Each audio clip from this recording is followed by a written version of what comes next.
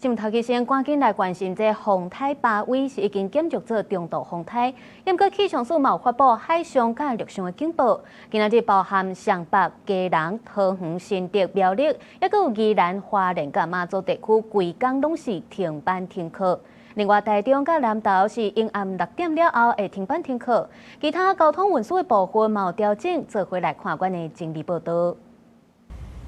巴威風颱逼倚過來，民眾拜五透早想要點外送，可能點無啊。外送平台 Foodpanda 甲 Uber Eats 配合地方政府停班停課的措施，車閘專門暫停部分縣市的外送服務。毋若外送點袂到，想要出國的旅客也着愛加注意。桃園機場國際航空包括華航、中營、青宇已經取消7月11規日的航班，也若代替的部分，佇咧車閘下暗6點進前，專線列車也是維持正常運作。也毋過氣象署提醒，山區的風雨會愈換愈大。在北部的山區以及東北部山區，因為是屬於颱風環流的迎風面，受到地形的影響，山區的累積降雨就會越來越多。那整體來說，在下半天之後，整個間歇性風雨發生的頻率也會越來越密集。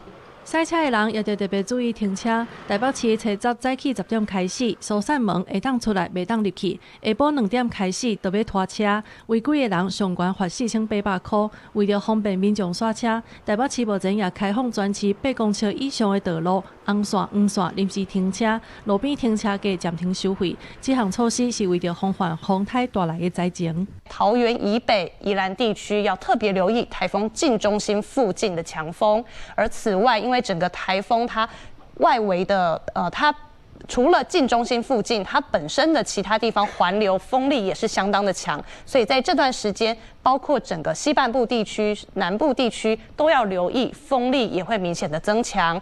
台中運輸部分，上北捷運全面調整，台北捷運主線啟動到12分鐘一班，新北捷運淡海甲暗坑輕鐵30分鐘一班，環狀線甲三鶯線15分鐘一班。